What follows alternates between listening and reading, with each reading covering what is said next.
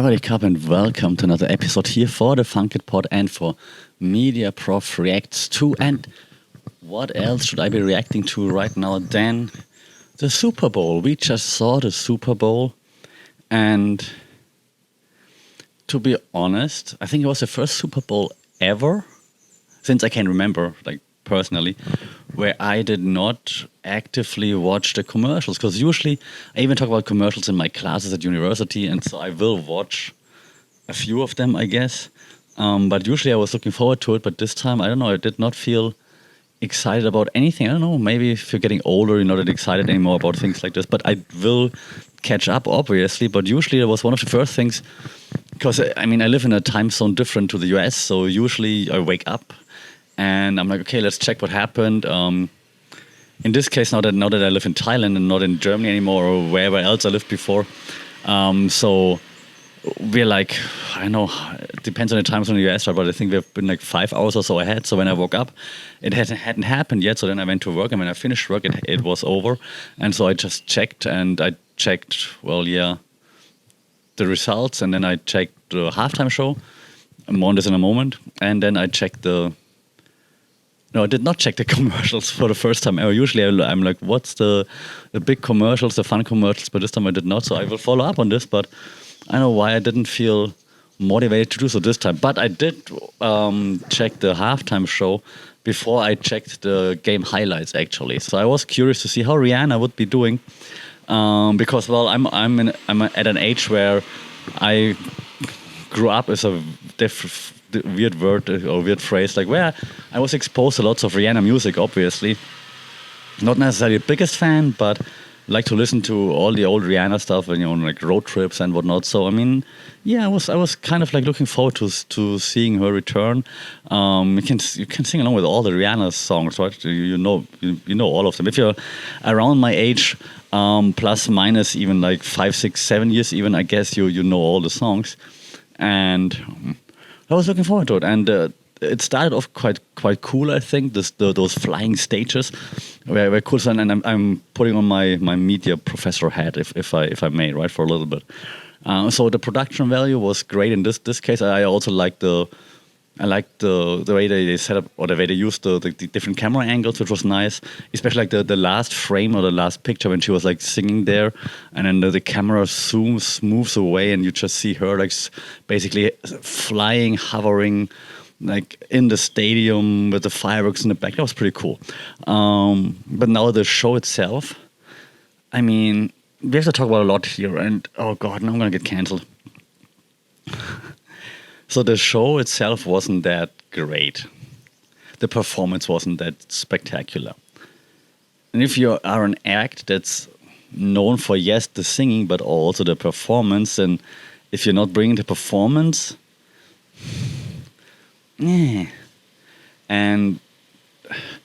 I don't know, the singing was alright, I guess. It was like, it sounded, and I'm not a professional singer, but it sounded like enhanced, right? I mean, but who is singing completely live without any enhancement anyways is the question. Maybe last year all the rappers did, who knows?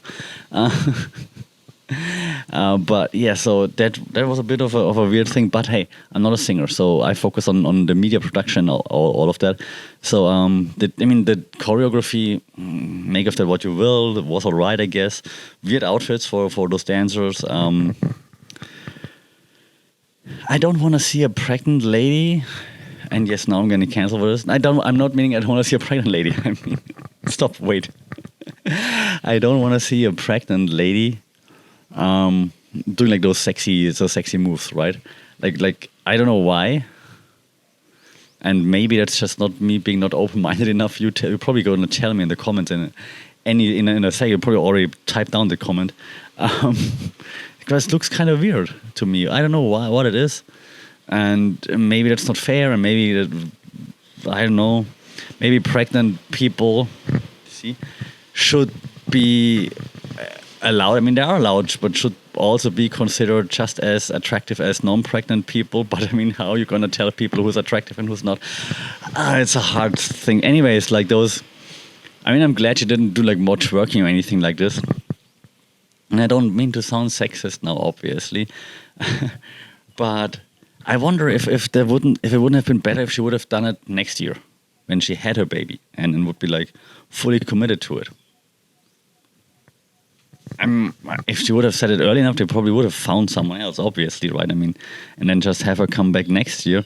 But then again, this year she had the Black Panther song, so she was in a promotional mode anyways now. My main issue is not the pregnancy, obviously. So congratulations.